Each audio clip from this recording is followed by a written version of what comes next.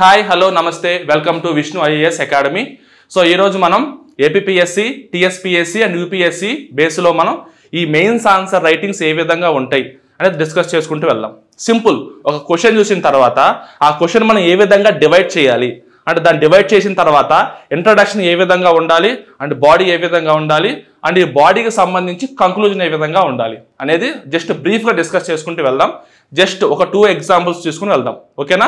So 2 questions చదువుతూ అవి ఎలా మనం డివైడ్ చేయాలో ఎక్స్ప్లెయిన్ చేస్తాం, ఓకే? సో మనకి ఫస్ట్ క్వశ్చన్ తీసుకుంటే, give a brief account of distribution of iron ore and manganese found in India. Distribution ఎక్కడెక్కడ ఉంది అంటే ఎక్కడెక్కడ అవైలబుల్లో ఉందో మనం మెన్షన్ చేయాలి. క్వశ్చన్ ఏంటి? ఐరన్ ఓర్ అండ్ మ్యాంగనీస్ ఎక్కడెక్కడ మనకి అవైలబుల్ ఉందో మనం మెన్షన్ చేయాలి. బట్ మన ఆన్సర్ రైటింగ్ ఫార్మాట్ ఏ విధంగా ఉండాలంటే, సో ఫస్ట్ మనం ఇంట్రడక్షన్ రాయాలి. దేని గురించి? ఐరన్ ఓర్ అండ్ మ్యాంగనీస్ గురించి. సో ఫస్ట్ మనం ఆన్సర్ చూసుకుంటే జస్ట్ 2 లైన్స్లో ఇంట్రడక్షన్ మెయింటైన్ చేసుకుంటూ వచ్చాం, ఓకేనా? ఈ ఫెర్రస్ మినరల్స్ అంటే ఐరన్ కంటెంట్ ఉన్న మినరల్స్ అని చెప్పి, తర్వాత మనకి distribution of iron ore in India, ఇండియాలో ఐరన్ ఓర్ ఎక్కడెక్కడ మనకి అవైలబుల్లో ఉంటుంది. సో ఫస్ట్ పాయింట్లో ఏం చేసాం? కోల్డ్ ఫీల్డ్స్లో అప్రాక్సిమేట్గా దగ్గరలో దొరుకుతుంది, ఏ ఏరియాలో మనకి అవైలబుల్లో ఉంటుంది. జస్ట్ మనకి ర్యాండమ్గా ఒక random sentence about it's distribution. తర్వాత ఏం చేసాం? ఈ ఒడిస్సాలో ఎక్కడ అవైలబుల్లో ఉంటుంది, తర్వాత ఈ జార్ఖండ్లో ఎక్కడ అవైలబుల్లో ఉంటుంది, ఛత్తీస్గఢ్లో ఎక్కడ అవైలబుల్లో ఉంటుంది. జస్ట్ సింపుల్, ఏం లేదు, ఒక్కొక్క స్టేట్లో ఒక జస్ట్ 1 పాయింట్, లేదా అక్కడ హైగా అవైలబుల్లో ఉందనుకోండి జస్ట్ 2 పాయింట్స్, అంతే సింపుల్గా, ఓకే? నెక్స్ట్ కర్ణాటకలో ఎక్కడ అవైలబుల్గా ఉంటుంది, తర్వాత Maharashtra, Andhra Pradesh and Tamil Nadu, okay? So ఇట్లా మనకి సింపుల్గా అండి ఒక స్టేట్కి సంబంధించి సింపుల్గా ఒక లైను ఆర్ ఒక ప్లేసు, ఒక డిస్టిక్ ఏదో ఒకటి మెన్షన్ చేసినా కానీ మనం ఈ డిస్ట్రిబ్యూషన్ ఎలా ఉందని మనం ఎక్స్ప్లెయిన్ చేసినట్టే, ఓకేనా? జస్ట్ మనం ఎలాబొరేటెడ్గా పెద్ద ఆన్సర్ రాసేదానికంటే ఇచ్చిన కంటెంట్లో కావాల్సినంత రాయడమే మనకి best option, right? So next మనం ఏం చేసాం? Distribution of manganese in India, distribution of manganese in India, 3rd point. So simple, దాన్ని కూడా సేమ్ అదే విధంగా అయితే మనం ఐరన్ ఓర్ ఏ విధంగా మెన్షన్ చేసామో అదే విధంగా మనకు మ్యాంగనీస్ ఏ ప్లేసెస్ డిస్ట్రిబ్యూట్ అయి ఉంది, ఏ ప్లేస్లో మనకి అవైలబుల్లో ఉందో మనం మెన్షన్ చేసుకుంటూ వెళ్తాం, ఓకే? సో ఇక్కడ చూడండి, ఇదిగో ఒడిస్సా, మనకి ఒడిస్సాలో ఏ ప్లేసెస్లో ఏ డిస్ట్రిక్ట్స్లో మనకి అవైలబుల్లో ఉంది. సో మనకి ఈ నేమ్స్ అనేవి కొంచెం ఇంపార్టెంట్ అనమాట, ఓకే? తర్వాత మనకి కర్ణాటకలో అండ్ దాని తర్వాత మధ్యప్రదేశ్లో అండ్ లాస్ట్ మహారాష్ట్రలో కానీ. సో మన స్టేట్, ఎవ్రీ స్టేట్ మనం మెన్షన్ చేస్తే మనకి బెస్ట్ ఆప్షన్. అట్లీస్ట్ ఒక ప్లేస్ అయినా మనకి యూజ్ అవుతుంది. Karnataka, Maharashtra and Madhya Pradesh, simple. So లాస్ట్లో ఏం చేసాం? ఇంకా హెవీ పాయింట్స్ అవ్వకుండా Telangana, Goa, Jharkhand are the minor producers of manganese, సింపుల్గా మెన్షన్ చేసుకుంటూ వెళ్ళిపోయాం. అండ్ తెలంగాణ అనేది కొంచెమైనా సరే మళ్ళీ ఆ ప్లేసు, మళ్ళీ లేదా గోవాలో ఆ ప్లేసు, జార్ఖండ్లో ఆ ప్లేసు లెంతీ అవుతుంది. అంటే మనం ఇన్ఫర్మేషన్ ప్రొవైడ్ చేయడంతో పాటు ఎక్కడ కట్ చేయాలో కూడా తెలియాలి, ఓకేనా? మెయిన్ పాయింట్స్ హైలైట్ చేసినట్టు ఉండాలి and minor points information provide చేసినట్టు కూడా మనకి ఉండాలి, ఓకే? సో మనకి at the end of the day conclusion ఏ విధంగా ఉంది? India is well placed in respect of both iron and manganese, ఓకేనా? అంటే కంక్లూజన్ ఏ విధంగా ఎక్స్ప్లెయిన్ చేసాం మనం? హైలైట్స్ని మామూలుగా ఏవైతే మనకి హైలైట్స్ ఉంటాయో ఐరన్ ఓర్ అండ్ మ్యాంగనీస్ సంబంధించి ఆ యొక్క సిగ్నిఫికెన్స్ హైలైట్ చేసుకుంటూ వెళ్ళాలి, సింపుల్, అంతే. అంటే క్వాలిటీ ఏ విధంగా ఉంటుంది, డిమాండ్ ఏ విధంగా ఉంటుంది, మనం దాన్ని ఎక్స్పోర్ట్ ఏ విధంగా చేస్తాం, వేటిలో యూజ్ చేస్తాం, అది ఎక్కువ ఉండడం వల్ల మనకున్న బెనిఫిట్స్ ఏంటి అంటూ సింపుల్గా ఇండియాలో ఐరన్ ఓర్ అండ్ మ్యాంగనీస్ యొక్క సిగ్నిఫికెన్స్ని హైలైట్ చేస్తూ కంక్లూడ్ చేసుకుంటూ రావాలి, అంతే, okay? Right. Second question, the history of freedom struggle is replete with the saga of sacrifice, selflessness, bravery of women illustrate through examples.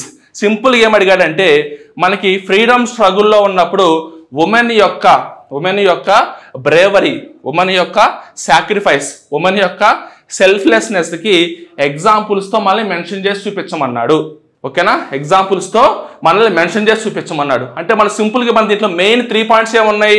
ఒకటి సాక్రిఫైస్, సెకండ్ది సెల్ఫ్లెస్నెస్, మూడోది bravery. అంటే సింపుల్గా మనం ఫస్ట్ ఎగ్జాంపుల్ తీసుకోవాలి. ఎవరెవరు మనకి సాక్రిఫైస్కి ఎగ్జాంపుల్స్గా ఉన్నారు? ఒక 3 మెంబర్స్. అండ్ ఎవరెవరు మనకి సెల్ఫ్లెస్నెస్కి ఎగ్జాంపుల్గా ఉన్నారు? ఒక 3 మెంబర్స్.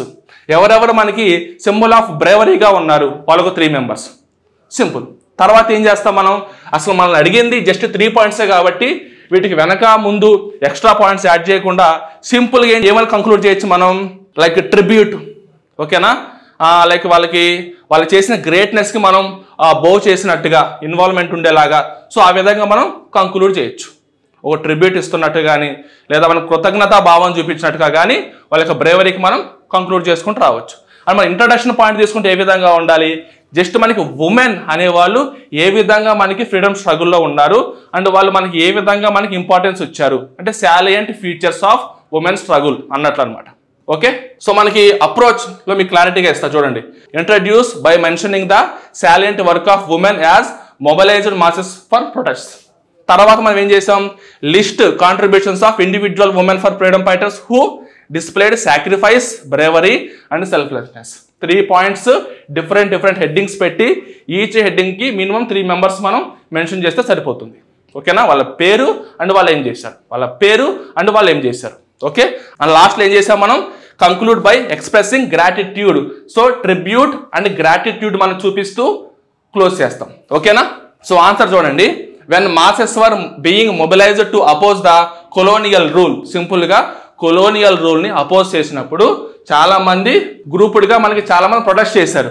దాంట్లో స్పెసిఫిక్గా కొంతమంది ఉమెన్ అనేవాడు స్పెసిఫిక్గా బ్రేవరీ, వాళ్ళ యొక్క ధైర్య సాహసాలు, వాళ్ళ యొక్క త్యాగాలు అండ్ వాళ్ళ యొక్క సెల్ఫ్లెస్నెస్ ఏ విధంగా ఉన్నాయి అనేది మనకి ఇంట్రొడక్షన్.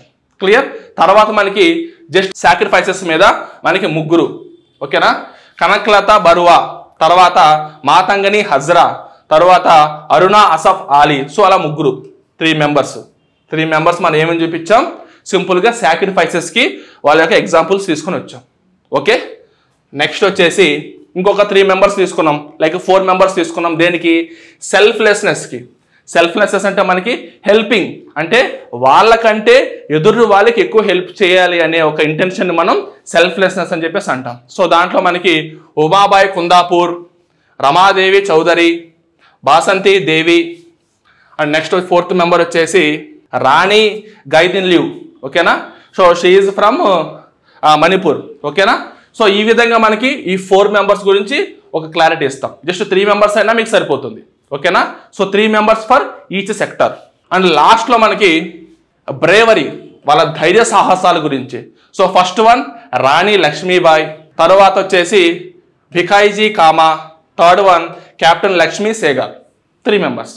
సో మనకి సాక్రిఫైసెస్కి 3 మెంబర్స్ సరిపోతారు అండ్ బ్రేవరీకి ఒక 3 మెంబర్స్ సరిపోతారు అండ్ సెల్ఫ్లెస్నెస్కి ఒక 3 మెంబర్స్ సరిపోతారు. సో ఈ డీటెయిల్స్ అన్ని ప్రొవైడ్ చేసేసాం, ఇంట్రొడక్షన్ తీసుకుని వచ్చాం అండ్ లాస్ట్లో మనం ఏం చేస్తాం, గ్రాటిట్యూడ్ అండ్ ట్రిబ్యూట్ చూపిస్తూ మనం క్వశ్చన్ని కంక్లూడ్ చేసుకుంటూ వెళ్తాం. ఓకేనా, so how will be the conclusion. So చూడండి, it would be fitting to bow our head in honour to the acts of sacrifices, selflessness and bravery shown by these and other women and many of whom remain unrecognized and forgotten. ఎంతో మంది కష్టపడ్డారు, వాళ్ళ కొంతమంది details మనం provide చేసాం. ఎవరైతే సెల్ఫ్లెస్నెస్గా, బ్రేవరీగా and అలాగే sacrifice ఇస్తూ ఫ్రీడమ్ స్ట్రగుల్ కోసం కష్టపడ్డారో వాళ్ళందరికీ మనం బో చేస్తున్నాం అని ట్రిబ్యూట్, గ్రాటిట్యూడ్గా కంక్లూజన్ ఇచ్చేసాం. Right, okay, thank you very much.